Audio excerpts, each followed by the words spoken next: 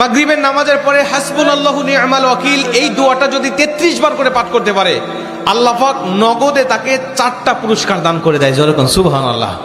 এবং এই পুরস্কারগুলো আপনি নিজের চোখে দেখতে পারবেন যে হাসবুনাল্লাহু নি'মাল ওয়াকিল এই দোয়াটা পাঠ করার কারণে আল্লাহ পাক আপনাকে কি কি বেনিফিট দান করেছে। 1 নম্বরে আল্লাহ পাক আপনার দুশ্চিন্তা, আপনার টেনশন আল্লাহ পাক দূর করে দিবে। আপনি যতবার দুশ্চিন্তায় থাকেন না কেন, আপনার টেনশন আপনাকে একদম শেষ করে দিচ্ছে। আপনি যদি হাসবুনাল্লাহু নি'মাল ওয়াকিল মানে আল্লাহ আমার জন্য যথেষ্ট, আল্লাহ আমার জন্য অভিভাবক হিসেবে যথেষ্ট, আপনি যদি দোয়া করতে পারেন, আল্লাহ পাক বলেন যে আমি আল্লাহ পাক তার টেনশন, তার দুশ্চিন্তা একেবারে দূর করে দেই। এটা হলো প্রথম নম্বর বেনিফিট। দ্বিতীয় নম্বর বেনিফিট হলো যে এই দোয়াটা যদি কোনো ব্যক্তি নিয়মিত পাঠ করতে পারে, রাসূল সাল্লাল্লাহু আলাইহি ওয়াসাল্লাম বলেন যে আল্লাহ রাব্বুল আলামিন তার বিপদ আপদ বালা মুসিবত আল্লাহ পাক দূর করে দেয়। এটা আল্লাহ পাক নিজেই তার জন্য সাহায্যকারী হয়ে যায়। বিপদ আপদ বালা মুসিবত তার সামনে আর কিচ্ছু রাখে না। আপনি যত হাসবুনাল্লাহু নি'মাল ওয়াকিল পাঠ করবেন, তত আল্লাহ পাক আপনার সামনে থেকে বিপদ বালা মুসিবত দূর করে দিবে। এটা হলো 2 নম্বর। 3 নম্বরে নবীজি সাল্লাল্লাহু আলাইহি ওয়াসাল্লাম বলছেন, যে ব্যক্তি হাসবুনাল্লাহু নি'মাল ওয়াকিল বেশি বেশি পাঠ করবে, আল্লাহ রাব্বুল আলামিন সে যদি কারোর দ্বারা জুলুম শিকার হয়ে থাকে, সে মাজলুম, তার উপরে কেউ জুলুম করেছে, তার উপরে কেউ কষ্ট দিয়েছে, তাকে এই কষ্টটা সে পেয়ে আল্লাহ পাকের কাছে হাসবুনাল্লাহু নি'মাল ওয়াকিল পাঠ করেছে, আল্লাহ পাক বলেন নিজেই আমি ওই মাজলুমের পক্ষে হয়ে যাই, জালিমের বিপক্ষে আমি আল্লাহ নিজের অবস্থানটা দাঁড় করা দেই। যেরকম সুবহানাল্লাহ।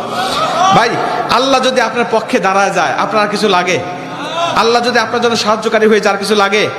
আপনাকে কোন জালিম আপনার উপর জুলুম করছে, আপনি হয়তো বা সেই জালিমের কাছে আপনি কিচ্ছু না, একেবারে তুচ্ছ, কিন্তু আল্লাহ তো তার থেকে অনেক বেশি শক্তিশালী। আল্লাহ পাক বলে যে আমি তখন ওই মাজলুমের পক্ষে দাঁড়া যাই, ওই জালিমের বিপক্ষে দাঁড়া যাই, আমি আল্লাহ আমার নিজের মতো করে আমি তখন বিচারটা শুরু করে দেই। যেরকম সুবহানাল্লাহ। এজন্য যদি কেউ আপনার উপর জুলুম করে, আপনি হতাশা হবেন না, আপনি কষ্ট পাবেন না, আপনি আসমানের দিকে মুখটা উঁচা করে বলবেন হাসবুনাল্লাহু নি'মাল ওয়াকিল নি'মাল মাওলা ওয়া নি'মান নাসির। আপনি এই দোয়াটুকু শুধু পাঠ করবেন, দেখবেন যে আল্লাহ পাক আপনার সব হতাশা, সব দুশ্চিন্তা, সব টেনশন আল্লাহ পাক মুহূর্তের মধ্যেই আল্লাহ পাক আপনার দূর করে দিয়েছে। যেরকম সুবহানাল্লাহ। এবং 4 নম্বরে রাসূল সাল্লাল্লাহু আলাইহি ওয়াসাল্লাম বলছেন যে তাকে আল্লাহ পাক দুনিয়া এবং আখিরাতের কল্যাণগুলো আল্লাহ পাক তাকে দান করে দেয়।